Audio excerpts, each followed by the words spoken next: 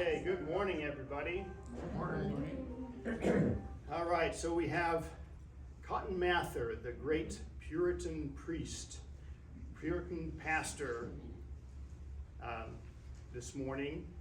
But of course, what did I forget from last week? William Penn. I actually had some difficulty this past week finding something that I had left out that would be a nice little tidbit that I could just say in a few seconds that's sort of interesting. So I had to actually do some research this time to find something interesting that I left out. And so usually it's just at the end of each lecture I think, oh, I know what I'm going to do next week that I forgot.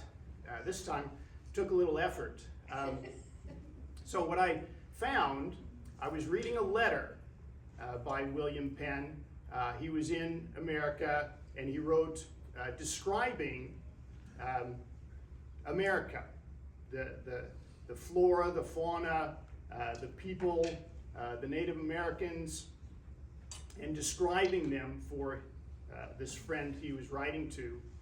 And something that struck me as really interesting, that he believed, along with many people at the time, many Europeans, in thinking about the Native Americans. Where did they come from? Well, you look at their practices, their ceremonies, their beliefs, and you come to the conclusion that they were the lost 10 tribes of Israel. A very common belief at the time.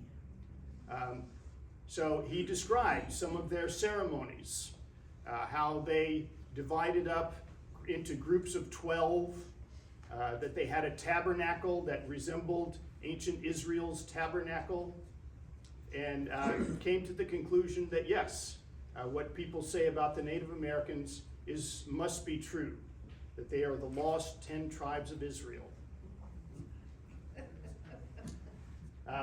So we have Cotton Mather. How do you like that wig? Isn't that something? This is, I believe, the only likeness that we have of Cotton Mather in his later years. So we'll get into the bibliography.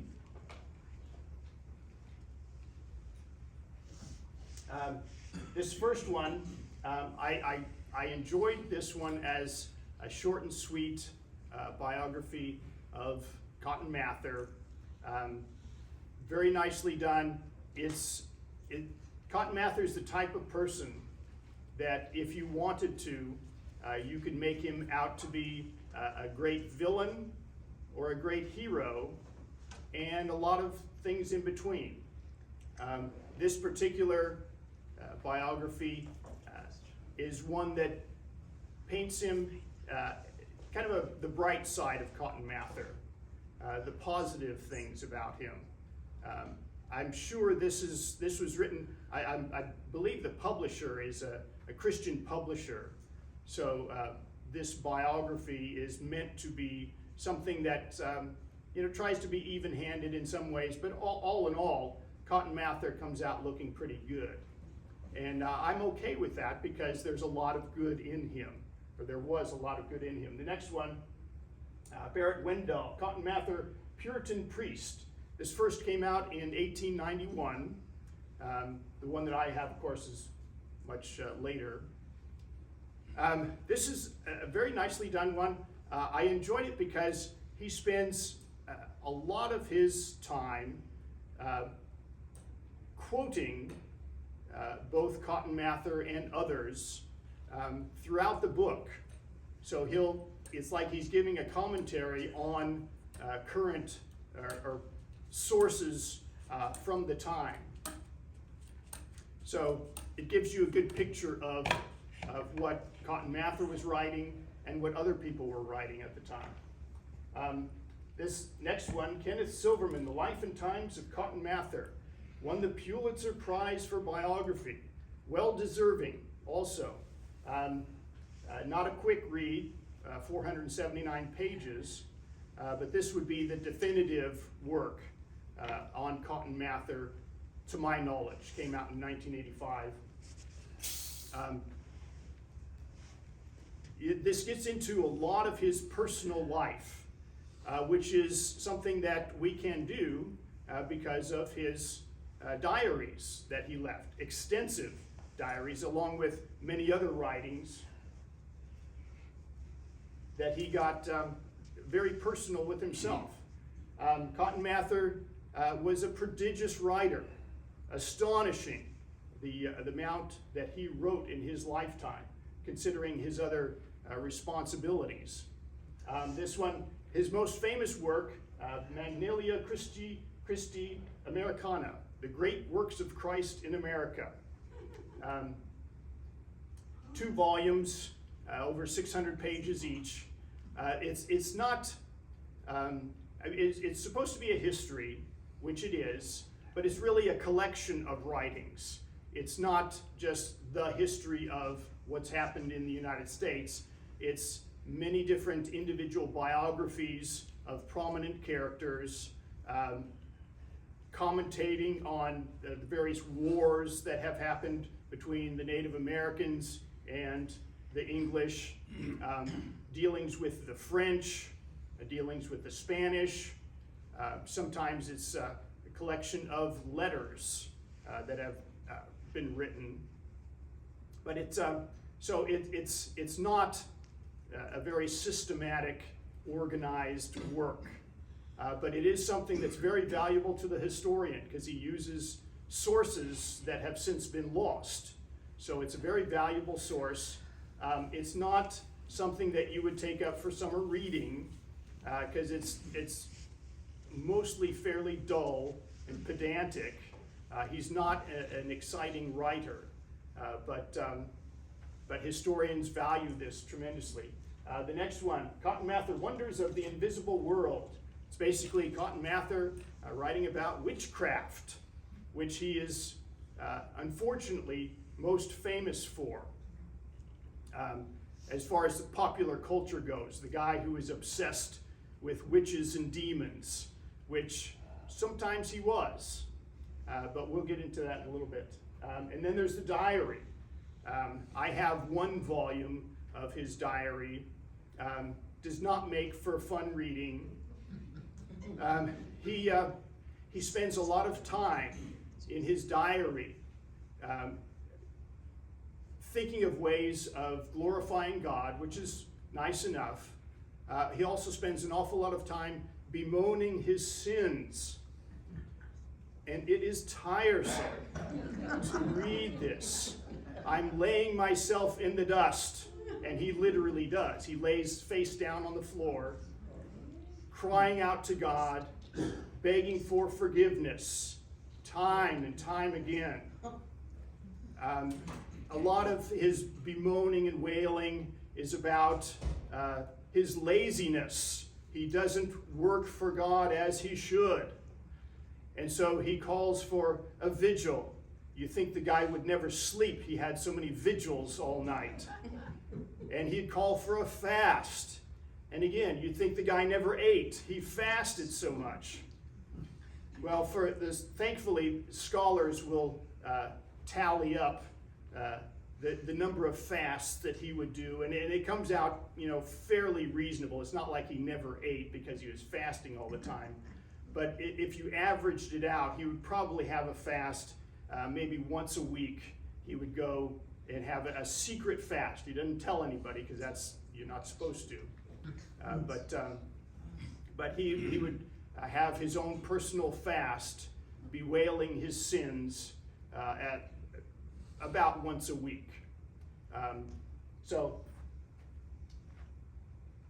And then, of course, we have popular culture. I'm sure you know what I think of this. Has anybody ever seen this? It was a series some years ago called Salem. And here's Cotton Mather, the Puritan preacher. He condemns Salem's witches while fighting his own demons. I haven't watched any of the episodes, and I will not. I saw a trailer for this that lasted a couple of minutes, and I saw all I needed to see. Here's a guy who preaches during the day the gospel of Jesus Christ to his parishioners, and at night he goes and visits the brothels to see the ladies of the evening, because that's the kind of person he is. And in between times, he's out hunting witches, which of course everybody knows that's what he did all the time. So yeah, just horrific. This is awful, awful stuff. Now, Cotton Mather, if anybody had a lineage to be proud of, Cotton Mather was the man. A lot of great expectations, you might say, from his father, his grandfathers, the most eminent pastors and ministers of the colony. He was born in 1763 to Increase and Maria Mather. I got that. 1763 is not correct.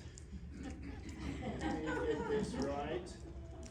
I have to do that every so often, huh? You're forgiven. Thank you. I'm going to bewail my sins now. I am the Well, at least your audience is observant. Thank you. You know, I do this on purpose just to make sure you're awake. Okay? I'll use that one. So he was born in 1663 to Increase Mather. Some of the I've been meaning to mention this. The names that these Puritans would name their children can be sometimes very creative. Increase Mather. Why in the world would a parent name their son Increase? Well, of course, it has to do with God and Christianity. Increase. God will give you increase. So you name your child Increase. There's another name that I really liked. Wait Still. Winthrop. And you remember I did John Winthrop. He had a son named Wait Still. You need to wait upon the Lord. Be still before the Lord. Okay? And there's others that are escaping me at this point. But yeah, some very interesting names. Yes? How is cotton related to it? I will get to that. Watch this. Watch this. So his grandfathers were Richard Mather and John Cotton. And these were like the founders. I had mentioned John Cotton in my lecture on John Winthrop. John Cotton was the great minister of the day who was very renowned at that time. So we have John Cotton, Richard Mather, who were the grandfathers. Now, John Cotton died not very elderly, and he had a widow. His widow married Richard Mather, and they already had children, grown children, and and I knew I was going to mix this up. But anyway, John Cotton's daughter married Richard Mather's son. That's right. They were step brother and sister.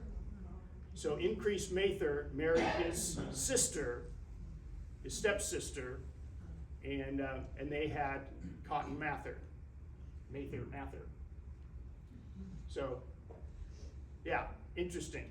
But all of these ministers, the grandfathers and the father, very eminent, very well respected, not just in America, but in Europe as well. And with good reason. They were not just the pastor of a church. They were community leaders. They were incredible scholars as well. They were not just preachers who preached on Sunday and gave some counseling to their parishioners. They were leaders in the sense of political leaders as well. They were not, they did not hold offices, political offices at all, but they were counselors. And they were influencers in the sense that the common culture of the day, how was it that people were thinking about the world? Christianity was a very important part of their lives, but it wasn't just Christianity, it was science as well. How do you perceive the world? All of these men, being great scholars, were historians. They knew the ancient Greek and Roman classics, and they were generally up on the latest scientific discoveries as well. And I'll get into that in a minute. But what is a Puritan? And I was thinking maybe I should have mentioned this way back when I was talking about John Winthrop. But Dan had mentioned earlier this great quote from H.L. Mencken. What is a Puritan? Well, that's someone who has the haunting fear that someone somewhere may be happy. And if you're not familiar with H.L. Mencken, you should be, because he's a great character to learn about. He had great quotes, kind of like Mark Twain in that sense. But anyway, this is a very famous quote from him, and it gave to a lot of people, that's the impression that we should have about the Puritans. They were dour, angry, religious fanatics who were looking to make everybody unhappy and to be miserable about their sins. But there's an element of truth in that, but it's very distorted, I think. There's a lot more to the Puritans than that quote. So basically, they reject all extra-biblical authority. The Catholic Church is famous for having the authority of the Pope, the councils, and all kinds of religious practices that you will not find in the Bible. And so the Puritans said, no, we just go by the Bible. That's the only thing that you can trust as being absolutely true. And so they rejected lots of things that you might find a bit surprising. For one thing, nowhere in the Bible will you find a minister giving a marriage ceremony. And so the Puritans said, it's not the ministers who perform the ceremony. It's a civil ceremony that we will carry out because there's nothing religious about it. It's a civil thing for a man and a woman to be married. It's a legal thing, not a religious thing. Also, holidays. Nowhere in the Bible does anybody celebrate Jesus' birthday or anything about the resurrection. Is not a day that we celebrate. So none of these religious holidays would they hold to and let everybody else know in the colony. We are not celebrating Christmas or Easter or any of the other holidays that the Catholic Church had, because that's just superstition.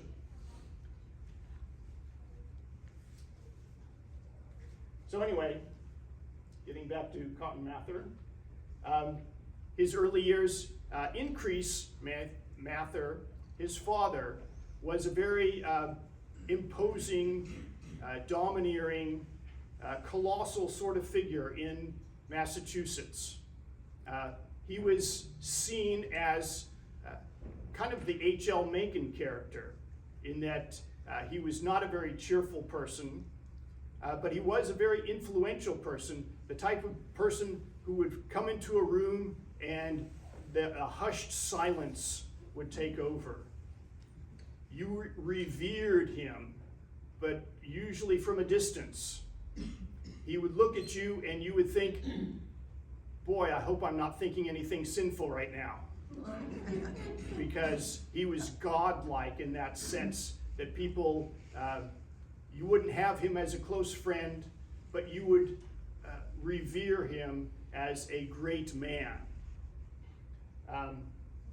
So anyway, and that was the upbringing that Cotton Mather had. And from a very young age, Cotton Mather was a prodigy and a very pious young man he was.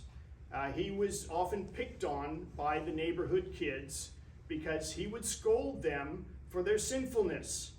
Here's a kid 5, 6 years old telling his playmates that they need to be reading the Bible.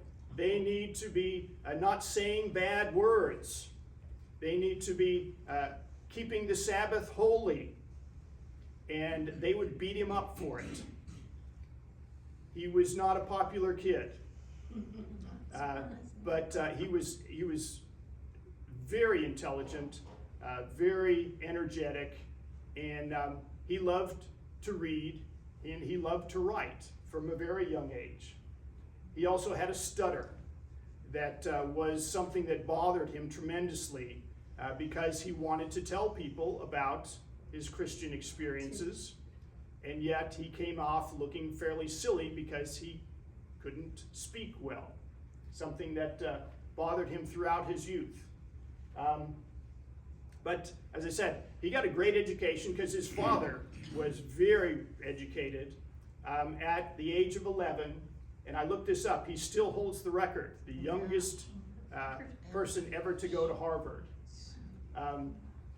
He's not the youngest to graduate, however. There is a young woman who graduated earlier than he, but he was the youngest to enter Harvard. Now, we see that as an amazing thing. Here's a kid, 11 years old, that's amazing that he would be going to Harvard. It's not as amazing as it seems. Harvard, college in general, it was kind of something that was more like high school to us now. The typical age for a young man to go to college would be 14 or 15. The structures that we have now, where you have elementary school, you have middle school, you have high school, and then college, just didn't exist. You get something of an education as a youngster, and you prepare yourself. If you're going to college, which very few did, but if you're going to college, you are preparing for college. And the way you do that is to learn Latin first and foremost, and then you get a smattering of Greek and Hebrew. You needed to have that before you go to Harvard. You need to be fluent in Latin. You need to have some knowledge of Greek and a little knowledge of Hebrew. When Cotton Mather entered Harvard at age 11, he was very fluent in Latin, very fluent in Greek, and knew Hebrew pretty well. So, a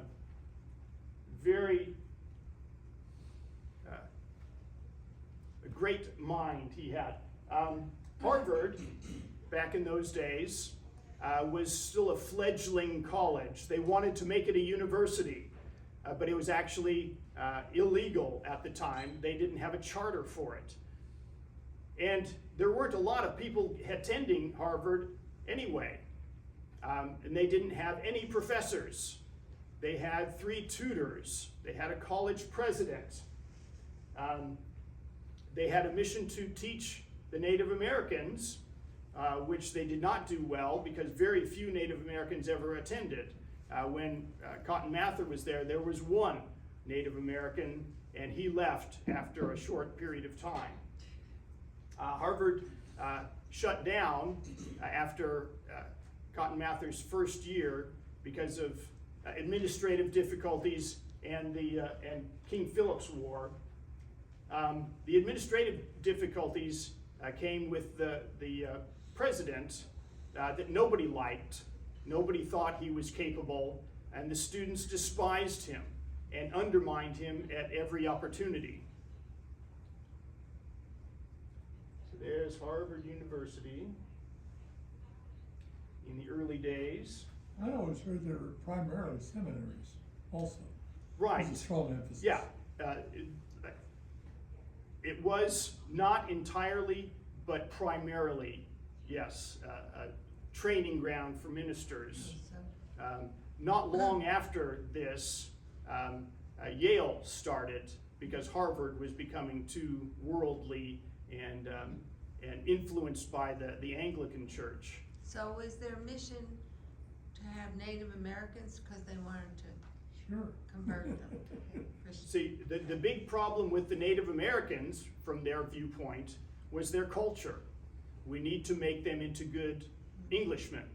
Christian, And once we do that, then problem solved. right. There won't be any wars between the white people and the Native Americans.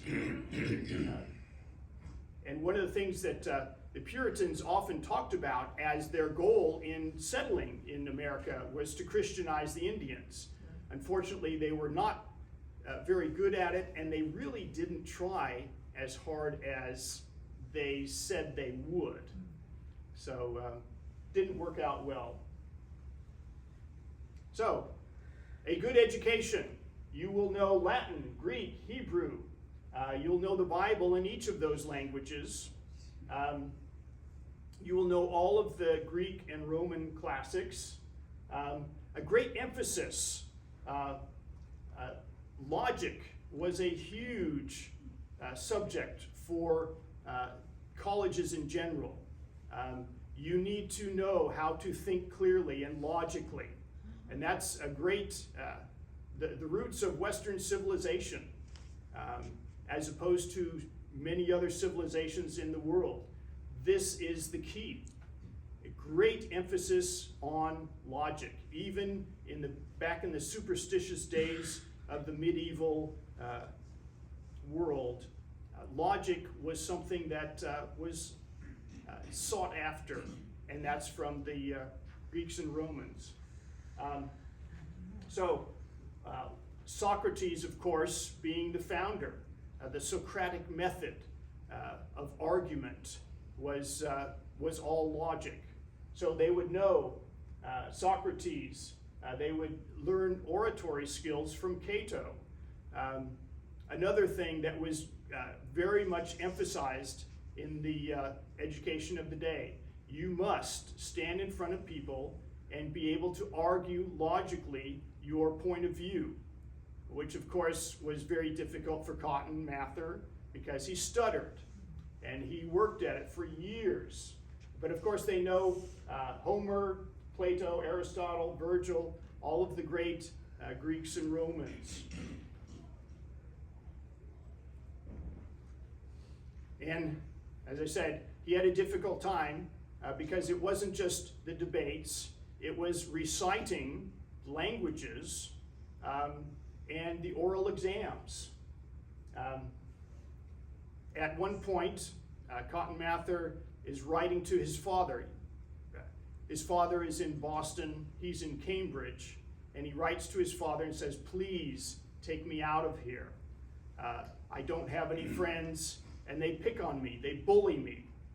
And again, for me, I'm thinking college.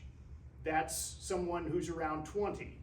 But no, this is college, and all the kids are 15 or 14.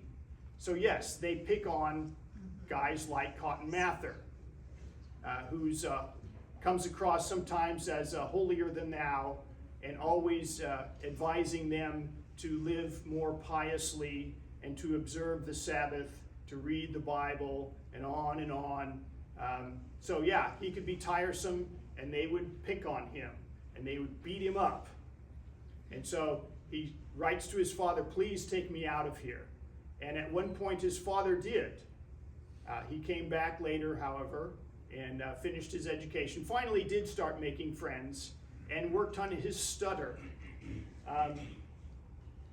And a very modern idea, how do you correct, how do you get past the stutter?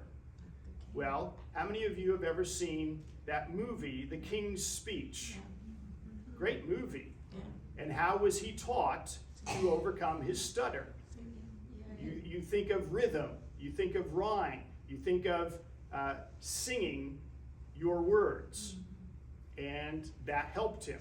And he eventually somewhat overcame the stutter. So, yes? Another comment, the Puritans believed that every male should know how to read because they had to be able to read the Bible. Yes. As a result of that, in Massachusetts, where they settled, every Puritan town had a school. Yeah. And By law. Massachusetts, and particularly Boston, had the highest education rate, not only in this country, but in Europe Yeah. also. Possibly in the world. Yeah. Yeah.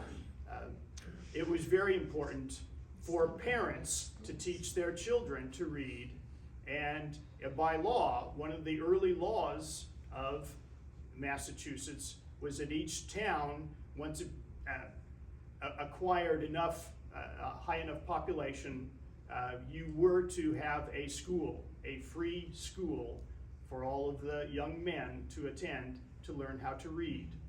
Yes, it's always very important. And it was not unusual, and it certainly wasn't discouraged to teach your daughters to read as well.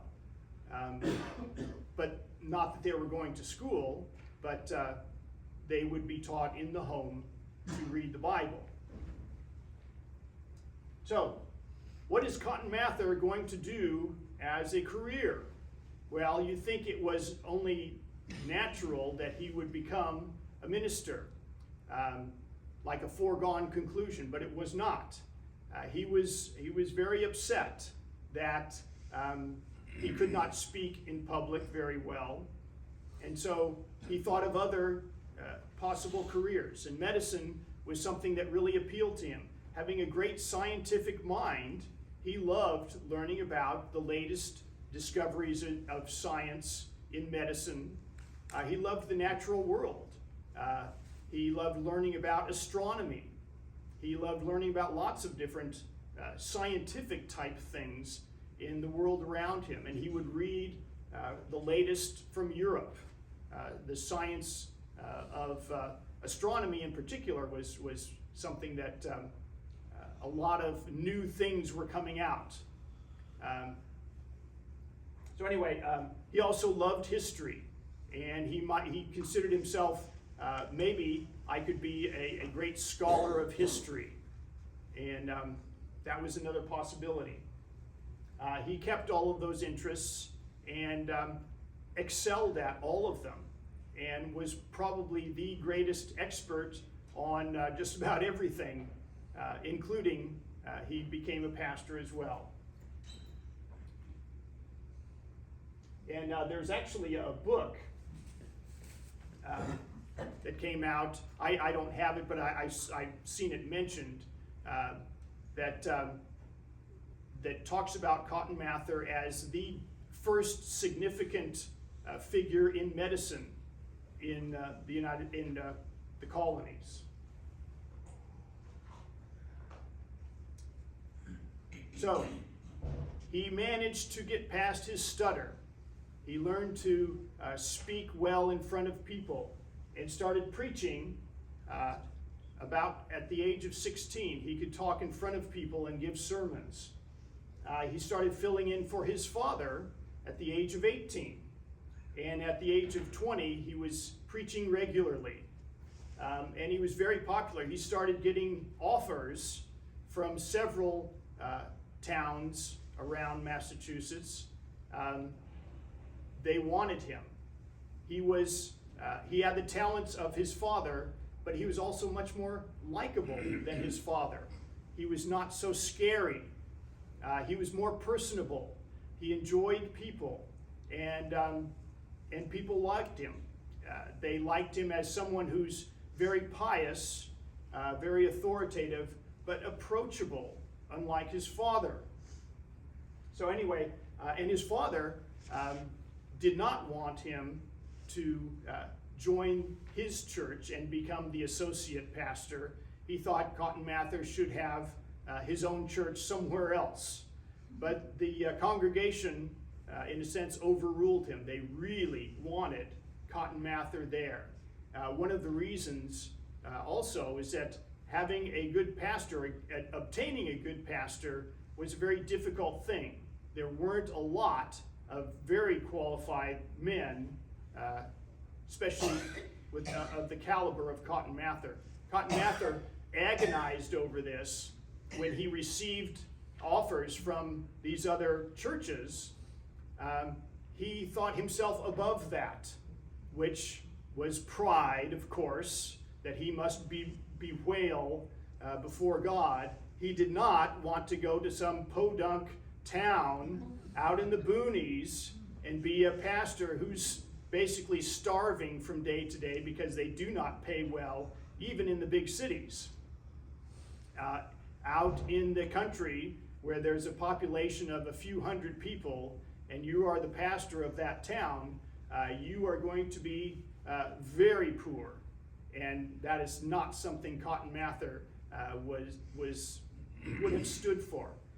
He wanted to live a good life.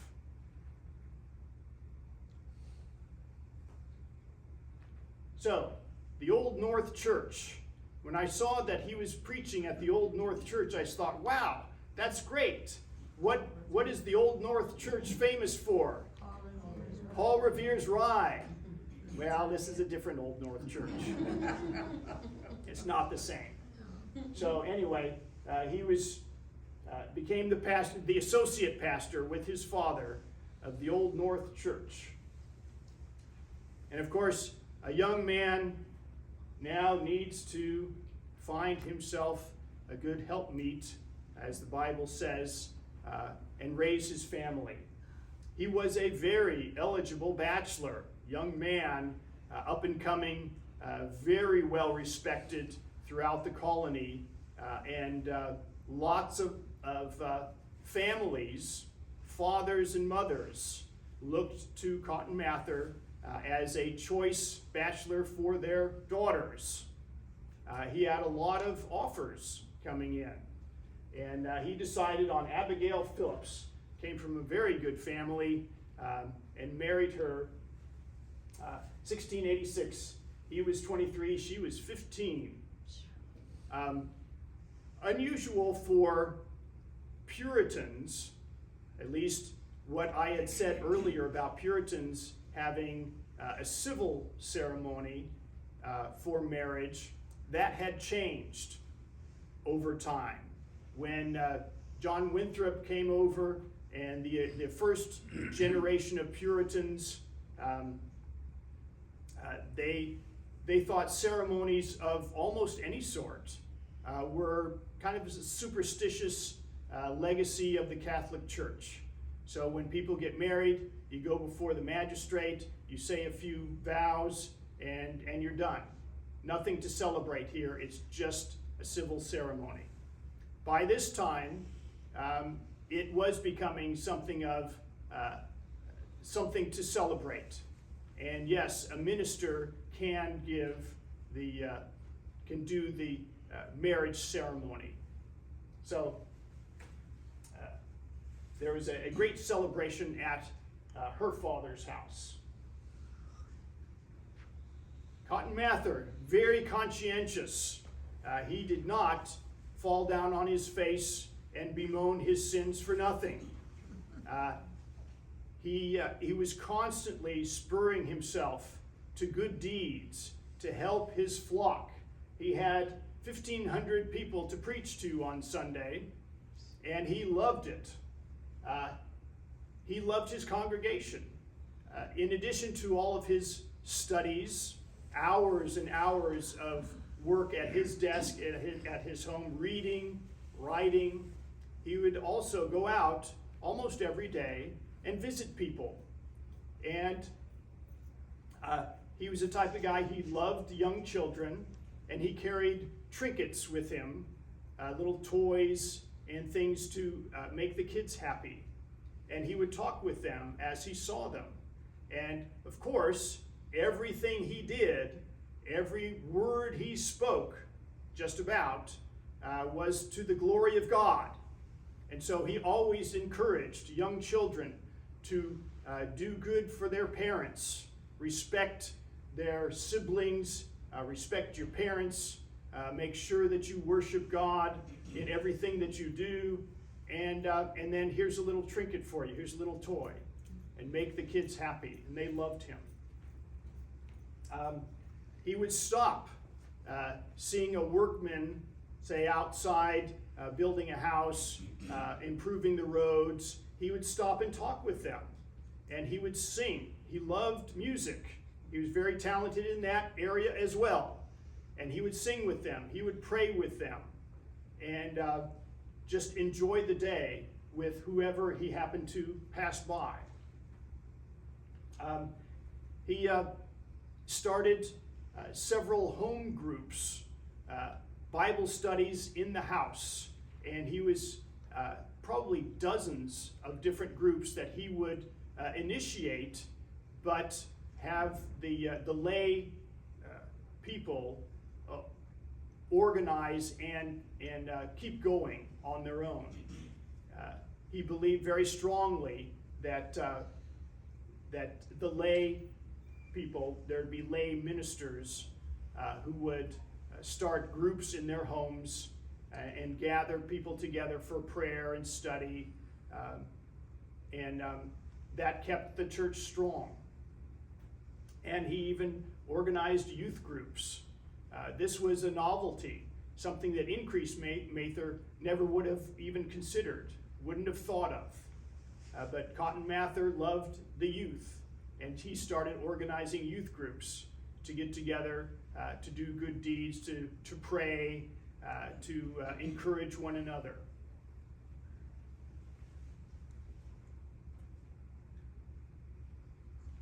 He was always in demand.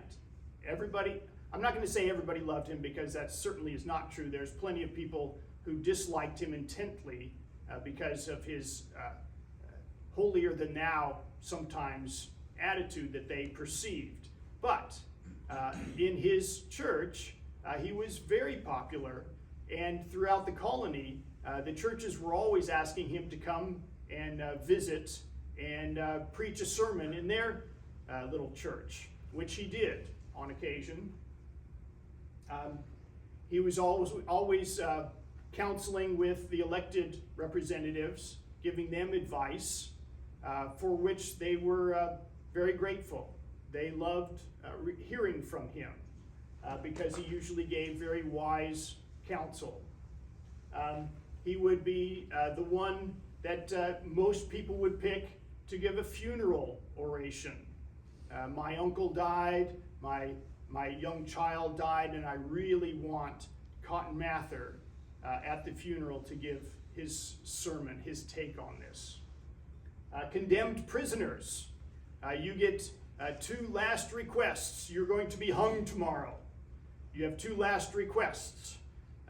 Your final meal, and who's going to give the sermon at your execution.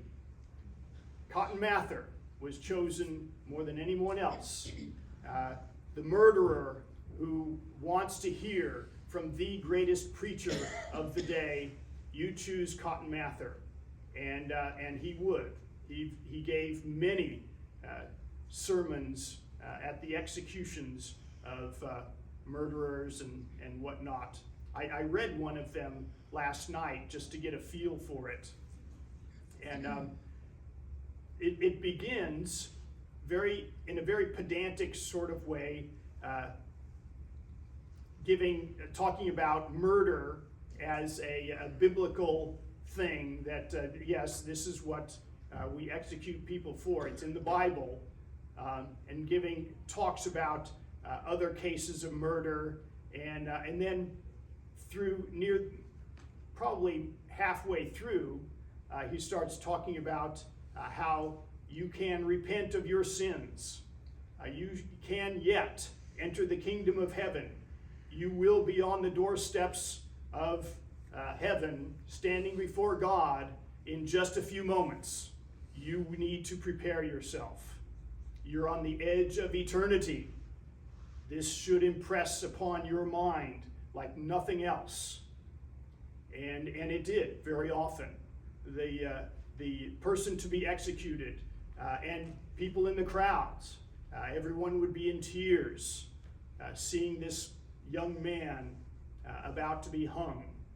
And he would be praying to God. And of course, Cotton Mather would pray with him before the execution. And and everybody would be crying. And so as the person would be hung, there would be hope that he at last converted and would be facing God in a positive way on the other side. He also was very busy organizing charities for orphans, widows, and the poor. One of the things that he had trouble with most of his life was with money. Not because he was greedy and spent it on himself, but because he was always giving to the poor, always giving to orphans and widows, people in need. And then we come to witches. The witch craze in 1692 was not the first time this sort of thing happened. Cotton Mather, as a very practical sort of man, dealt with these kinds of things on his own in a very different way from the way Salem later handled it. So there was a case of the Goodwin family. There were 6 children. 4 of them were having fits, looked like epilepsy, falling down on the ground in agonies. And ultimately they claimed that there were satanic forces oppressing them. Well, they found an Irish washerwoman who worked for the family, who was Catholic, which makes her even more suspect. And they interrogated her, and she would not deny that she was a witch in league with the devil. She wouldn't confess it, but she never denied it. And so they interrogated her. Cotton Mather would talk to her, and she was obviously the one who was bewitching these children. She was put on trial, and she was found guilty, and she was hung. But before she died, she let everybody know, I'm not the only witch around here. There are more. You can kill me, but these children will continue to suffer because of the others in the community. All the makings of another witch craze, right? But it didn't happen because it was in Boston. Cotton Mather knew how to take care of this situation. He took one of the young girls into his home. She's 13 years old. She throws herself into fits every so often. And he's testing what types of things are making her have these convulsions. And he would give her books. If he gave her, like the Bible, she would throw a wild fit. She can't stand being near a Bible. If he gave her one of his own works, and he's writing lots of books at this time, again, wild fits, cannot stand having a book about God, a Christian book, near her. Now, if he gave her a book from a Catholic author, no trouble at all. Okay, she's in a Puritan community. Catholics are anathema. Catholics are satanic. So, hey, no problem. I can hold on to a Catholic book. I can read that. That's not a trouble at all. Even an Anglican Book of Common Prayer, which the Puritans really disliked, gave her a Book of Common Prayer. No problem. I can look through that and doesn't bother me. So all of the books that the Puritans would see as truly Christian, she could not handle.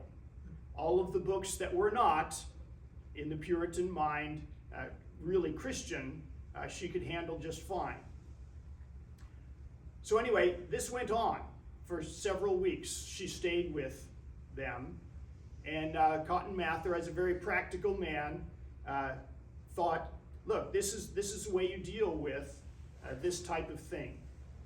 You counsel, you pray, make sure she has a moderate diet, make sure she gets lots of sleep, and that she is busy through the day doing constructive chores.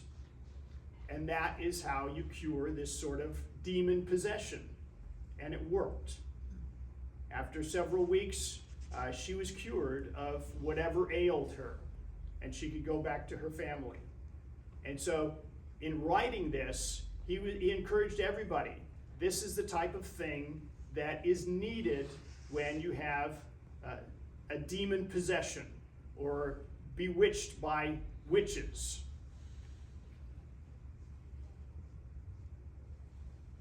Now, there are problems in Massachusetts from England. Their charter was revoked in 1686, and they were going to be given a royal governor. Edmund Andros, sent from England as the royal governor. Andros immediately made himself unpopular because, aside from the fact that he was not elected by the Massachusetts people, he was somewhat tyrannical. He wanted laws, he wanted his own way. He wanted to be treated in particular manners. And he became unpopular, as I say, very quickly. And so they needed a representative to go to England to try to encourage the king to deal with Andros. The governor, Andros himself, when he heard about this, he said, no, I'm not going to allow that. They wanted Increase Mather to go to England to talk with the king. He had to sneak out. They dressed him up. I don't know exactly how. They gave him a different wig, and he snuck out, and he went to England to plead with the crown. Well, in England, there was another revolution going on. King James II was ousted. William and Mary came in, and let's see. Oh, yes. And it came to a point when they found out in America that King James was ousted and they got William and Mary, they thought, this is our chance. They arrested Governor Andros and his cohorts and kept him under house arrest and replaced him with a former governor. And this was a rebellion. They could have been hung. Cotton Mather was central in this. He encouraged it. And he very well could have been executed. William and Mary did not have to put up with that kind of thing. But it was allowed, it was forgiven. They never did get their charter back, and they were still given royal governors. But they understood. Andros had to go. Andros was never punished himself, and he was actually given other positions afterward. But there's the hated Governor Andros, Edmund Andros. And then we come to the Salem witch hysteria, a very sad chapter in American history, something that did not have to happen. And if they would have taken Cotton Mather's advice, which he gave right at the outbreak, this whole thing never would have happened. Again, here's some hysterical young girls. So you break them up. You send them to good families. You encourage them in their chores, in their diet. Make sure they're sleeping well. And then the whole thing would subside. But it was not handled by Cotton Mather, or any of the ministers for that matter, who were kind of encouraging the same thing. It was handled by the magistrates, who blew the whole matter way out of proportion. And it became the infamous chapter of Massachusetts history.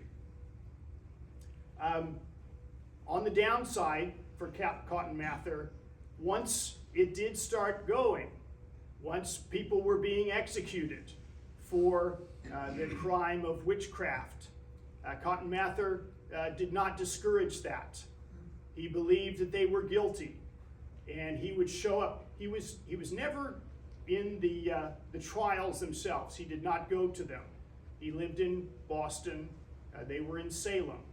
He would visit Salem occasionally and discuss the matter with people. And at the executions, at the hangings, he showed up. And at one time, the most infamous incident for Cotton Mather, there were people being hung, and they're pleading their case. I'm not a witch. I'm a gospel person. I'm a Christian. I believe in God, in Jesus Christ. I'm not a witch. And the people watching this started feeling sympathy for them. And we're thinking maybe this is all wrong, this whole matter. And calling for a pardon for these people.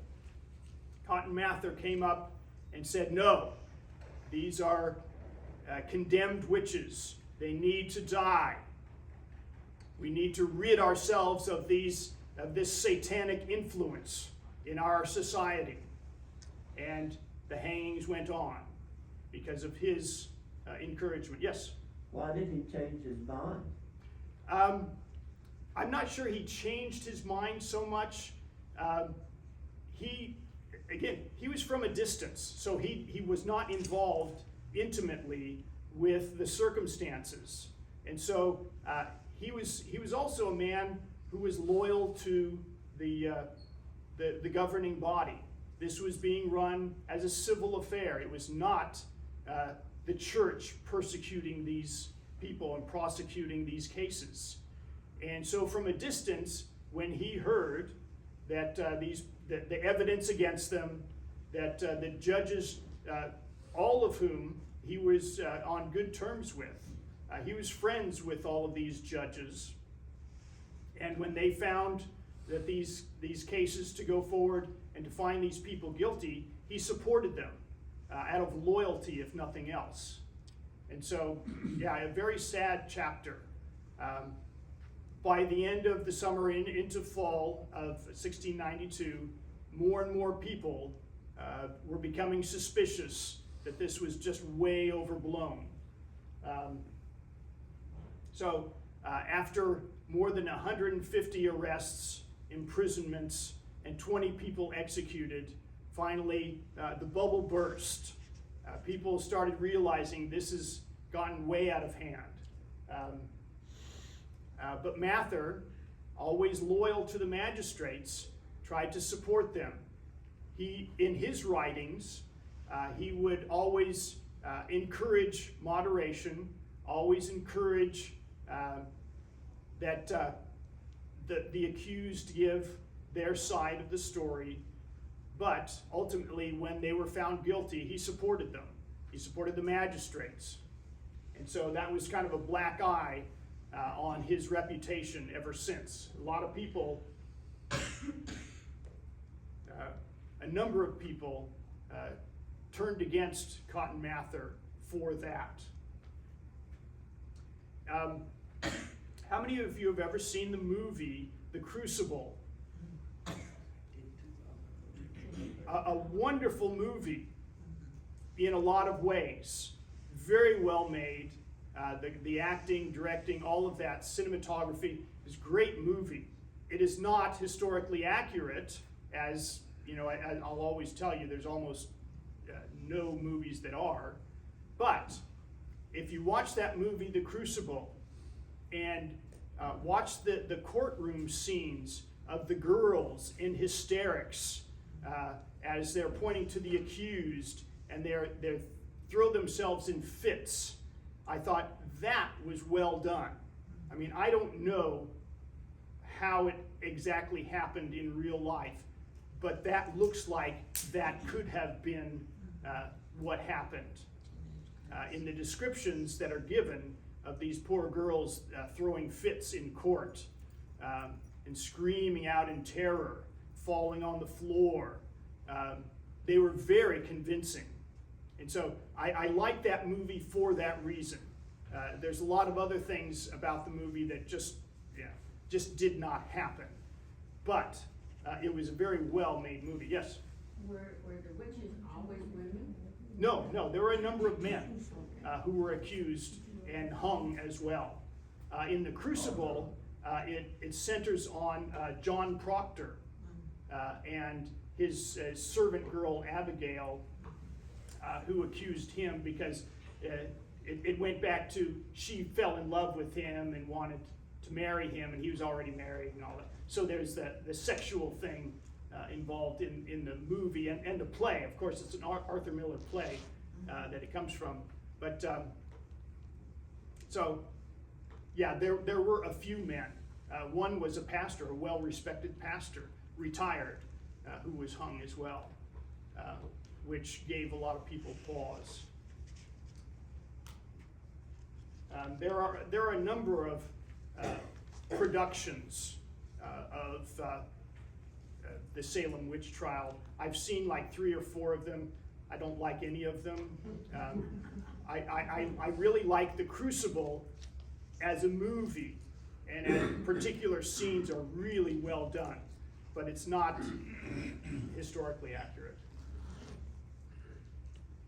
And out of this, there is a man, among others, but the guy who really stands out, a merchant named Robert Califf, who despised Cotton Mather for his pious hypocrisy and his superstitious ways, and would write things and talk about Cotton Mather as an awful, evil influence on society.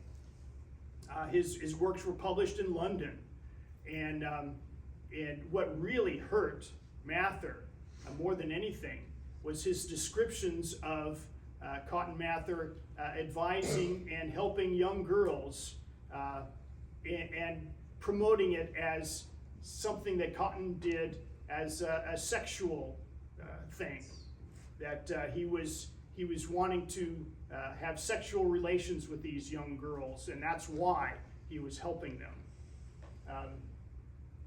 So yeah, a real thorn in his side for many years gave him a lot of pain.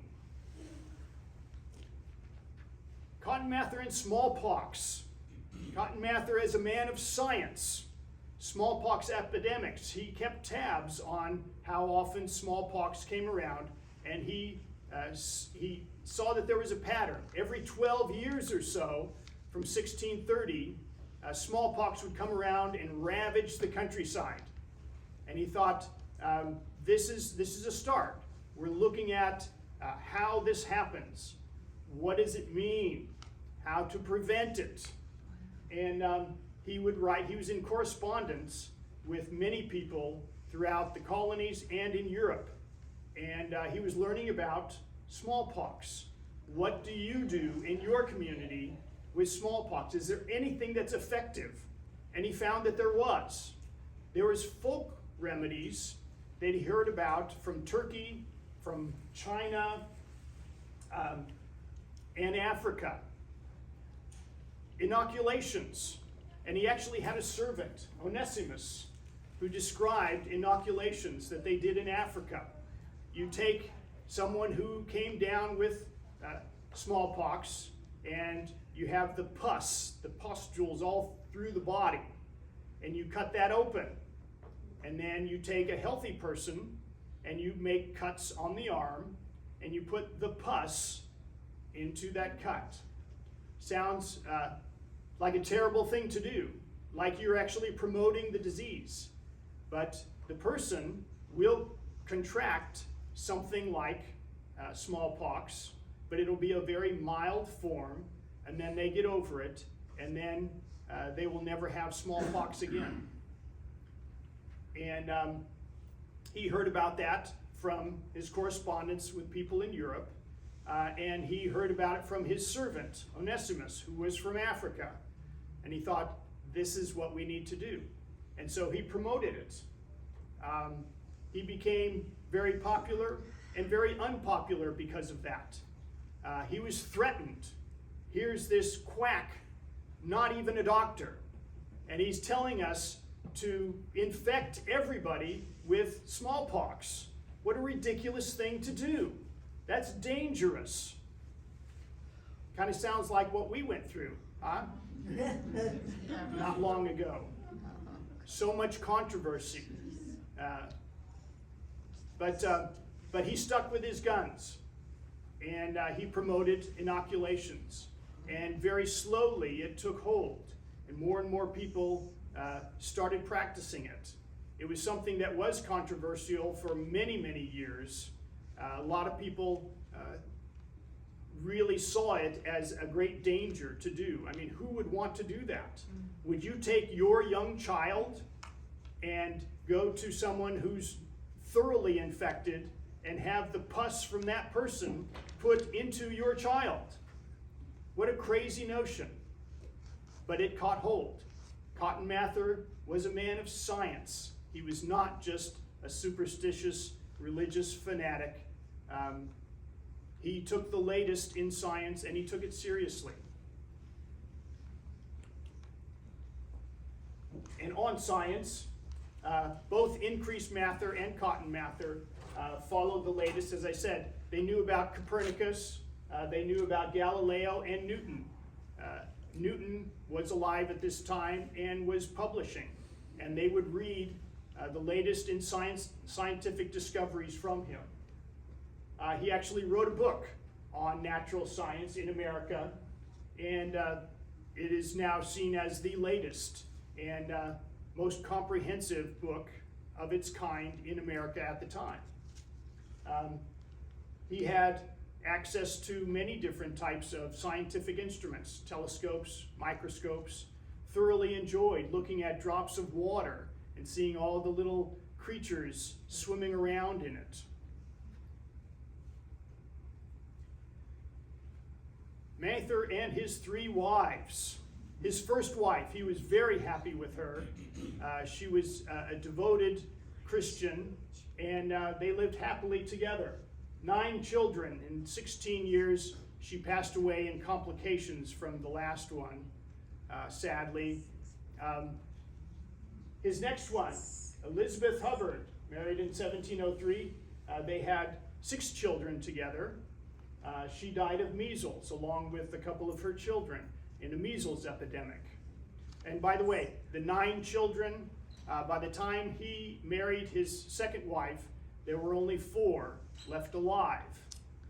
And once again, I say this almost every time, if you have lots of kids back in those days, you know that a lot of them are not going to survive. It's very rare that you had all of your children live. After 10 years of happy marriage and 6 children, she passed away. And then he married the wealthy widow Lydia Lee George, 1715. He was absolutely besotted with her, as he was with the others, but probably more so with this last one. She was a very attractive woman. He loved her dearly. He was infatuated with her. She at first rejected him, told him not to come around. I do not want you as a suitor. You are not up to my standards. She came from a wealthy family, and her father also rejected him. It took him some time to finally convince her to accept his advances, and they were ultimately married. And he speaks in his diary of how happy he is that he has once again found true love with this wonderful woman. Unfortunately, she was something of a manic depressive, could be wonderful at times, very devoted to him, a sincere Christian, and then she would fly into a rage at one thing or another. Another thing that's very interesting about this particular marriage, she being the wealthy widow, having lots of estates and properties, did not trust Cotton Mather with money, as well she might. So she made sure that Cotton Mather signed a prenup. He had no access to her estates or her money. And so he signed. You believe that? You would never think of a Puritan minister of all things, who marries a woman and she tells him, you are going to sign a prenup because you're not going to be in control of my property. And he did. And so she ultimately was a great blessing and a great curse on his life. And he wrote extensively about the trials and tribulations of this poor woman who would vex him considerably. And she found his diaries and took them from him. I do not like what you're writing about me in your diary. I am not going to give you your diaries back. And we almost lost this great treasure trove of information on Cotton Mather because this woman was not going to give him. She took his diaries, she hid them, and she was not going to give them back. And so he pleaded with her. She sounds like a witch. Yeah. He pleaded with her, look, how about if I just scratch out all of the things that I wrote about you, can you then give me back my diaries? No, I'm not going to give them back. So it was terrible. And then he got another idea. Well, I'll write in Greek. She won't know what I'm writing at that point. So he started writing about her in Greek. Still, she didn't trust him. And but it was a very off again, on again sort of thing. She would come around and she would be the most loving and wonderful person, very attentive, very caring, and then she would fly into a rage at one thing or another. And there was lots to be enraged about with Cotton Mather, to be honest. So for the rest of his life, he had this on again, off again, wonderful and awful wife. So, the works of Cotton Mather, a prodigious writer, 444 published works that he wrote. In his diary, he would talk about how he would write, this year I have published 14 different publications. Very happy about that. They are well received. He wrote thousands of pages of sermon notes. When he would attend his father's sermons, he would write them down. Thousands of pages. And of course, he wrote hundreds of sermons himself. And this is in addition to his voluminous correspondence with his friends in the colonies and in Europe. So he could write on many different things. He actually wrote his own hymnal at one point. It has since been lost, but he wrote on Christian music. He wrote several hymns. He wrote about raising children, family responsibilities, doing good deeds, of course about witchcraft. He wrote several biographies, histories. He even wrote an almanac talking about the celestial bodies and their movements through the skies. He wrote a very extensive Bible commentary, Biblia Americana, the first comprehensive Bible commentary in America. Hundreds and hundreds of pages. And we get to the end now. His final illness lasted about 6 weeks, and they knew that he was dying. He knew he was dying. And he prayed to God that he would die well. His father, who had just died really just a few years before, I think 5 years before, at the age of 84, had died not so well. His father suffered from many ailments throughout his long life, and he was in horrible pain from stones in his urinary tract, just horrifically painful. And he prayed mercy to God before he finally passed. And Cotton Mather was afraid, am I going to die like that? Well, he died a little bit better. He had a terrible cough, and fever, but he said he could handle it. So one of his quotes was, "And this is dying, no more than this, I can bear this." And so he was happy that God was giving him a more peaceful death experience than his father. And he died finally February 13th, 1728. He was 65 years old. I was looking for a monument to Cotton Mather, but unlike the other characters, he did not have a statue. He has the family tomb, in which he's kept on Copp's Hill's burying ground in Boston. Any questions, comments? At what age did he start writing a diary? Do you recall? He was a teenager when the beginnings of what we have, 17, 18 years old. Yes? Are you gonna give a class next semester? In the summertime, no. I will start in the fall.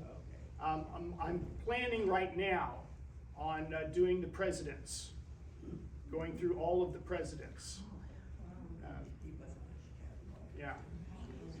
So, So when did his third wife relinquish the diaries that we have on? you know, I didn't get that. I was trying to find that she finally, I don't know if he just happened to find them or that she relinquished them.